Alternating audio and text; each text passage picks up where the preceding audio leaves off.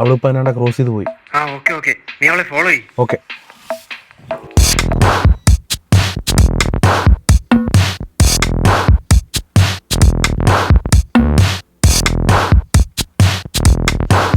മതി നിർത്ത്.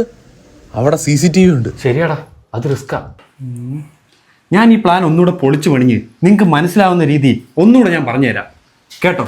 മജീഷേ, നീ അവളെ ഫോളോ ചെയ്യുമ്പോൾ നിന്റെ കാറിൽ കുറച്ച് ഡിസ്റ്റൻസ് ഇട്ട് ഫോളോ ചെയ്യണം. പോകുന്ന വഴി CCTVയോ വീടുകളോ ഇല്ലാന്ന് ഉറപ്പ് വരുത്തിയതിന് ശേഷം നിന്റെ വണ്ടി കൊണ്ട് അവളുടെ വണ്ടിയിൽ വളരെ പെതുക്കെ ഒന്ന് തട്ടണം. അവക്ക് വലിയ പരിക്കുകളൊന്നും ഇല്ലാന്ന് ഉറപ്പായതിനു ശേഷം നീ അവിടുന്ന് എസ്കേപ്പ് ആവുന്നു. ആ വിവരം നീ എന്നെ വിളിച്ച് പറയും. ഞാൻ നിന്റെ കോൾ വന്ന ഉടൻ അനന്തവുമായി എന്റെ കാറിൽ അവൾ വീണ സ്ഥലത്തേക്ക് എത്തുന്നു. തക്ക സമയത്ത് എന്നെ രക്ഷിക്കാൻ ആരാണ് വന്നത് എന്ന് പറഞ്ഞ് അവൾ നോക്കുന്നു. കാണുന്നതോ നിന്നെ.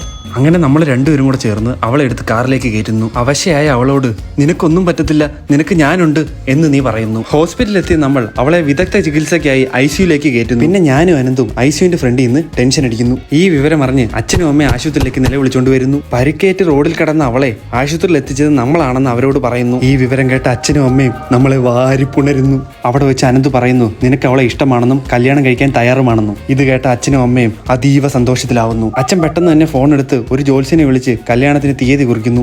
അവളുടെ അച്ഛൻ ആ സന്തോഷ വാർത്ത നമ്മളോട് പറയുന്നു. അങ്ങനെ എല്ലാവരും സന്തോഷിച്ചുകൊണ്ട് നിൽക്കുന്ന ആ സമയം പോലീസ് സ്ഥലത്തെത്തുന്നു. ആരാണ് കുട്ടിയെ ഹോസ്പിറ്റലിൽ എത്തിച്ചത് എന്ന് പോലീസ് ചോദിക്കുന്നു. അവളുടെ അച്ഛനും അമ്മയും നമ്മളെ ചൂണ്ടിക്കാണിക്കുന്നു. ഈ വാർത്ത കേട്ട ആ പോലീസുകാര് നമ്മളെ അഭിനന്ദിക്കുന്നു. പെട്ടെന്ന് തന്നെ അതിലൊരു പോലീസുകാരൻ പോക്കറ്റിൽ നിന്ന് ധീരതയ്ക്കുള്ള പതക്കം എടുത്ത് നമ്മളെ അണിയിക്കുന്നു. അങ്ങനെ അവളും നീയും ഞാനും അച്ഛനും അമ്മയും പോലീസുകാരും എല്ലാവരും കൂടെ സന്തോഷത്തോടെ ഹോസ്പിറ്റലിൽ വിടുന്നു. എങ്ങനെയുണ്ട് എൻ്റെ പ്ലാൻ? കൊള്ളാളിയാ, എനിക്ക് അപ്പോഴേ അറിയായിരുന്നു നിന്റെ അടുത്ത് വന്നു കഴിഞ്ഞാൽ എനിക്ക് അവളെ കിട്ടുമെന്ന്. അളിയ ഇങ്ങനെയൊക്കെ ചെയ്താൽ അവൾ ഇമ്പ്രസ് ആവുമായിരിക്കുമല്ലേ? നമ്മൾ ഇംപ്രസ് ആക്കും. ഇതാണ് എൻ്റെ പെർഫെക്റ്റ് പ്ലാൻ. എടാ മജീഷേ, നമ്മുടെ യാതൊരുവിധ തെളിവുകളും ആളുകൾ അറിയാൻ ഇടവരുത്തരുത്. ശരിയാടാ വാർത്ത. എന്തെങ്കിലും തെളിവ് കിട്ടിക്കഴിഞ്ഞാൽ നാട്ടുകാർ നമ്മളെ പഞ്ഞിക്കിടും. അതാ എന്തെങ്കിലും പ്രശ്നം ഉണ്ടാവും. എടാ, ഒരു പ്രശ്നം ഉണ്ടാവത്തില്ല. എടാ അവള് വരുന്നുണ്ട്. ഞാൻ അവളെ ഫോളോ ചെയ്യാൻ പോകും.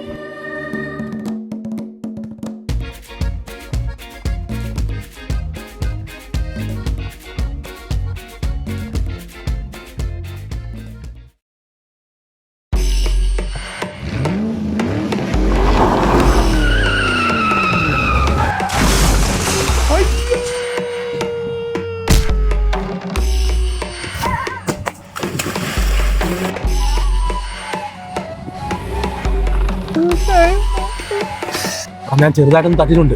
നിങ്ങൾ പുറപ്പെടും. ഓക്കെ.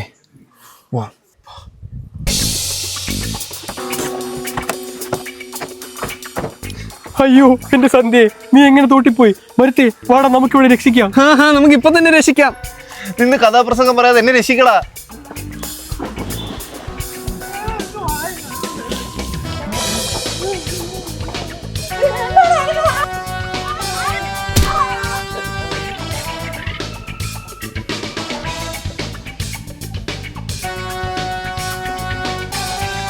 അയ്യോ, എന്റെ ചെരുപ്പ്.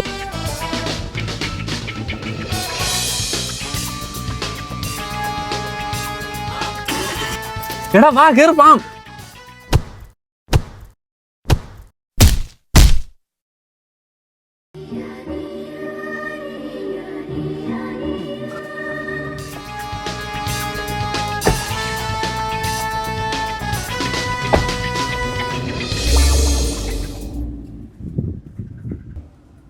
അയ്യോ എന്റെ ക്രോക്സ്. അയ്യോ, 1500 രൂപയുടെ ക്രോക്സ് ആയിരുന്നു.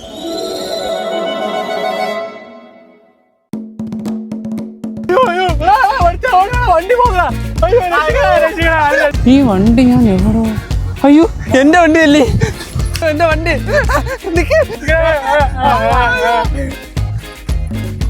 വണ്ടി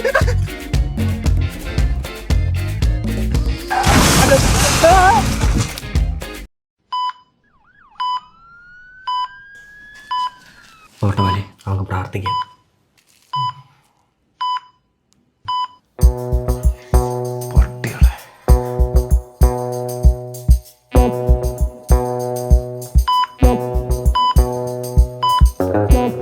എടാ തെണ്ടി, അവന്റെ ഒരു പെർഫെക്റ്റ് പ്ലാൻ.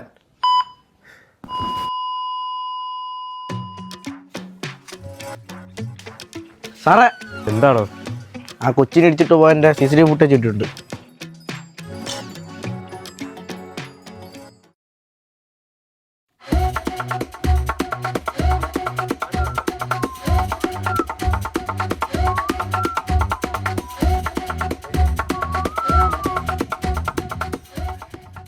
ഹലോ, എവിടെ ഹോസ്പിറ്റലിൽ ഉണ്ടാ? അവനെങ്ങനുണ്ട്? ഇതെങ്ങനെയാടാ ഉൾട്ടടിച്ചത്?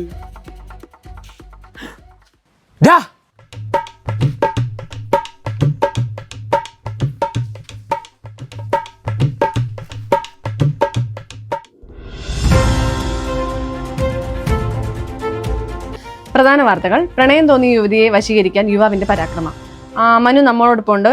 കൂടുതൽ വിവരങ്ങൾ അറിയിക്കാനായി. മനു, പറയൂ. സ്കൂട്ടറിൽ യാത്ര ചെയ്യുന്ന യുവതി, അവരെ പിന്നാലെ എത്തുന്ന ഒരു വാഹനം റോഡിലേക്ക് തട്ടിയിട്ടിട്ട് നിർത്താതെ പോകുന്നു. ഈ സംഭവം കാണുന്ന മറ്റൊരു വാഹനത്തിലെത്തുന്ന യുവാവ് ഈ പെൺകുട്ടിയെ എടുത്ത് സ്വന്തം വാഹനത്തിൽ കയറ്റി ആശുപത്രിയിൽ എത്തിക്കുന്നു. വിവരം പറഞ്ഞ് പെൺകുട്ടിയുടെ ബന്ധുക്കൾ ആശുപത്രിയിൽ എത്തിക്കുമ്പോൾ യുവാവ് ചെയ്ത വലിയ സഹായം, അതിൽ യുവാവിനോട് പെൺകുട്ടിയുടെ ബന്ധുക്കൾക്ക് മതിപ്പുണ്ടാകുന്നു. അങ്ങനെ ഇരുവരും തമ്മിലുള്ള പ്രണയം സാക്ഷാത്കരിക്കപ്പെടാൻ ആ സംഭവം ഒരു കാരണമായി മാറുന്നു. ഇതായിരുന്നു യുവാക്കൾ ആസൂത്രണം ചെയ്ത നടപ്പിലാക്കിയ പദ്ധതി. പക്ഷേ അവസാന ഘട്ടത്തിൽ അത്